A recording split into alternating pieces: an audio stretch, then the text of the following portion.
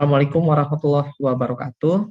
Pada kesempatan seminar kali ini dalam agenda presentasi di Seminar Nasional Informatika Bela Negara, perkenankan kami untuk mempresentasikan artikel yang sudah kami buat, yang kami beri judul adalah Prediksi Kekuatan Gempa Bumi Indonesia berdasarkan nilai magnitudo menggunakan neural network.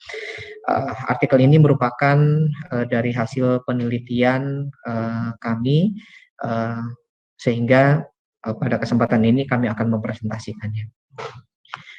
Tim peneliti kami sendiri adalah terdiri dari 3 orang. Yang pertama adalah saya sendiri, Oman Sumantri. Kemudian yang kedua adalah Ibu Santi Purwaningrum. Kemudian yang ketiga adalah Ibu Novita Asma Ilahi. Nah, ini kami adalah kebetulan dari afiliasi yang sama dari Politeknik Negeri Cilacap. Kemudian terkait dengan penelitian kami melihat bahwa latar belakangnya adalah kami melihat bahwa gempa bumi di Indonesia ini merupakan salah satu bencana yang sering terjadi gitu. Jadi bagaimanapun juga gempa bumi ini merupakan bencana yang tidak bisa diprediksikan kapan, di mana hal itu terjadi. Kemudian kita juga tidak mengetahui dari berdasarkan letak geografisnya itu di mana, sehingga memiliki kerentanan potensi terjadinya gempa bumi gitu. Nah, melihat dari letak geografis Indonesia saat ini, memang baik pemerintah maupun pihak terkait untuk selalu berusaha untuk dapat mengantisipasi apabila terjadinya bencana gempa tersebut. Kenapa demikian? Karena bagaimanapun juga salah satu yang menjadi indikator dari tingkat dari skala potensi-potensi akibat dari bencana gempa tersebut itu bisa dinilai salah satunya berdasarkan nilai kekuatan magnitudo 0. Dalam hal ini dalam skala Richter gitu ya. Nah, sehingga perlu adanya upaya-upaya yang dilakukan untuk meminimalisir akibat dari bencana tersebut ya. Salah satunya adalah dengan bisa memprediksikan berdasarkan data historis yang sudah ada berapa nilai besaran dari nilai magnitudo tersebut. Kemudian masalahnya adalah dalam penerapan neural network ini atau algoritma jaringan saraf tiruan ini memang dalam hal ini di sana model NN tersebut itu masih mengalami sebuah masalah. Di antaranya adalah salah satunya adalah dalam menentukan nilai parameter NN itu sendiri, di mana parameter-parameternya di sini seperti nilai learning rate, kemudian momentum, dan training cycles. Nah, ini memang dalam penentuan ini permasalahannya adalah ya masih dilakukan secara manual begitu, sehingga menghabiskan banyak waktu dalam pemilihan parameter yang digunakan tersebut, sehingga kami merasa kesulitan dan beberapa penelitian pun mengatakan bahwa ini masih mengalami kesulitan dalam penentuan nilai parameter. Jadi ketika melakukan sebuah eksperimen ini ya harus dilakukan secara manual begitu. Nah, ini tentunya menjadi sebuah penghalang. Nah, tujuan dari penelitian ini sendiri adalah selain penerapan dari neural network ke dalam prediksi nilai magnitudo gempa bumi tersebut, ini adalah kami tim peneliti ingin mencari sebuah model terbaik untuk dapat memprediksi tingkat kekuatan magnitudo gempa bumi dengan melakukan optimasi model NN, sehingga tingkat akurasi yang dihasilkan ini menjadi lebih baik. Itu yang menjadi tujuannya. Untuk komponen dari metode tahapan yang kita lakukan, untuk data penelitian sendiri yang kami gunakan adalah dari data yang bersumber dari Badan Meteorologi, Klimatologi, dan Geofisika BMKG Indonesia, di mana data itu kami ambil dari rentang waktu 1 Januari 2021 sampai dengan 11 Januari 2001. Nah, ini datanya itu memang kurang lebih sekitar seminggu lebih, tetapi kami menghasilkan data yang cukup banyak sekali gitu ya. Dan sumbernya tersebut bisa kami dapatkan dari dataonline.bmkg.go.id. Nah, kemudian untuk tahapan berikutnya adalah tools yang kami gunakan dalam proses analisis pencarian model tersebut itu menggunakan Rapid Miner. Nah, kami berusaha untuk menerapkan tools ini sebaik mungkin sehingga dalam pencarian model tersebut bisa kami dapatkan.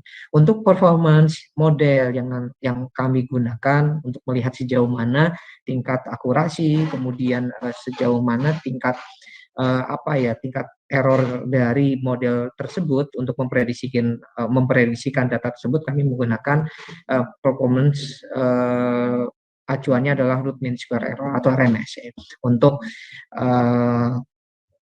data yang kita dapatkan itu sendiri sebelumnya memang dilakukan proses pra-processing data seperti proses penghilangan data variabel yang tidak kita gunakan gitu, karena yang kami gunakan adalah menggunakan data yang kami dapatkan datanya bersifat multivariate, sedangkan yang kami lakukan adalah penghilangan tersebut menjadi unit. Hasil penelitian yang kami dapatkan di situ dengan model NN yang kami dapatkan, NNGA yang tersebut, kami menghasilkan model neural network yang kami gunakan itu terdiri dari 4 inputan, gitu ya. Kami mencoba untuk mengatur parameter Windows namanya, sehingga kami mendapatkan 4 inputan variabel, kemudian untuk hidden layer sendiri itu kami mendapatkan sekitar 5 hidden, kemudian untuk outputnya sendiri kami 1 neuron begitu. Itu yang kami dapatkan. Untuk nilai parameter terbaik sendiri kami mendapatkan untuk 3 parameter NN itu sendiri setelah diterapkan algoritma genetika. Kami mengusulkan algoritma genetika sebagai optimasi sehingga mendapatkan untuk training cycles nilainya adalah 16, kemudian learning rate itu 0,057 sekian, kemudian untuk nilai momentum parameternya itu 0,094 sekian. Nah, apabila kita bandingkan yang kami dapatkan setelah melakukan beberapa eksperimen, kemudian hasilnya kami catat, kami menyimpulkan dan memberikan kalkulasi secara rata-rata begitu ya, evaluasi model. Untuk model yang dilakukan dengan menggunakan klasik NN itu sendiri, itu didapatkan nilai RMSE-nya adalah 0,718. Nah, setelah kami lakukan optimalisasi dengan model yang kami usulkan, NN dan GA, itu mendapatkan RMSE 0,78. Ini artinya 0708. Ini artinya bahwa terjadi penurunan nilai RMSE. Ini artinya bahwa terdapat peningkatan akurasi dengan nilai RMSE semakin kecil. Nah, itu yang kami dapatkan dari hasil penelitian setelah dilakukan beberapa kali eksperimen sehingga didapatkan model tersebut. Nah, kesimpulannya adalah yang dapat kami sampaikan bahwa penerapan algoritma genetika dalam upaya optimasi nilai parameter NN dalam penelitian ini telah memberikan perubahan pada nilai akurasi MSE sehingga didapatkan model yang diusulkan menjadi lebih baik. Kemudian model untuk prediksi gempa bumi ini memang masih memerlukan sebuah peningkatan akurasi gitu. Jadi nilai RMSE ini bisa diperkecil tentunya dengan penelitian selanjutnya dengan menggunakan model yang berbeda, algoritma yang berbeda, nilai parameter yang bisa dilakukan. Optimasi tidak hanya parameter tetapi bisa dilakukan dengan hal yang lain yang untuk mencapai peningkatan akurasi. Demikian yang dapat kami sampaikan. Mudah-mudahan hasil penelitian ini dapat bermanfaat untuk semua pihak, sehingga kami juga akan melakukan beberapa penelitian lanjutan untuk pencarian model terbaik. Terima kasih untuk kesempatan yang sudah diberikan. Wassalamualaikum warahmatullahi wabarakatuh.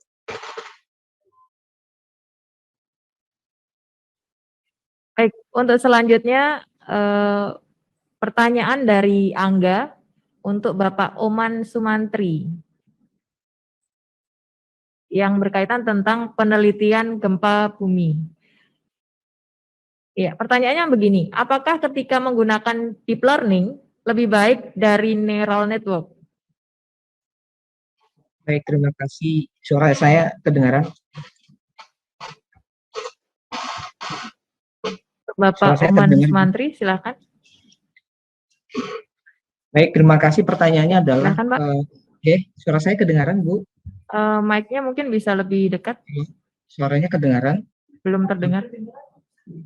Oke. Halo? Oke, sudah Pak, silakan. Pertanyaannya apakah deep learning lebih baik daripada neural network. Sebetulnya itu tergantung dari kasus yang kita gunakan begitu. Jadi kalau misalkan kebetulan yang kami coba itu adalah, ini kan sebenarnya penelitian yang kami lakukan penelitian eksperimen untuk mencoba model neural network dulu yang kami gunakan gitu. Untuk deep learning belum kami gunakan, akan tetapi kalau misalkan ditanya apakah deep learning itu lebih bagus dari neural network, kalau objeknya mungkin karena sekarang deep learning sedang di bagian image processing, image processing mungkin itu akan lebih bagus. Biasanya deep learning kan digunakannya untuk klasifikasi ya. Jadi klasifikasi ini kan untuk tingkat akurasinya lebih bagus begitu. Jadi memang tergantung begitu. Tapi untuk yang eksperimen yang saya lakukan memang belum menggunakan deep learning, belum, karena ini bentuknya adalah prediksi.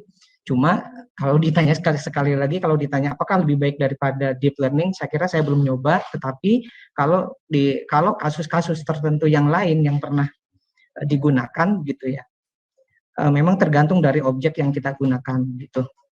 Deep learning lebih banyak sih sebenarnya sekarang ke arah image processing ya untuk klasifikasi, karena dianggap deep learning lebih baik, karena kalau konsepnya deep learning kan dia mempunyai banyak layer, hidden layernya gitu lah, hidden layernya. Jadi dengan hidden layer yang banyak itu dianggap bahwa perhitungannya lebih baik begitu. Itu mungkin Ibu yang dapat saya sampaikan, Bu. Mudah-mudahan bisa menjawab. Baik, demikianlah tadi. Terima kasih. Iya, terima kasih Bapak Oman Sumantri. Jadi demikian tadi, belum dicoba. Nanti akan dicoba untuk selanjutnya ya Pak. Iya, terima kasih.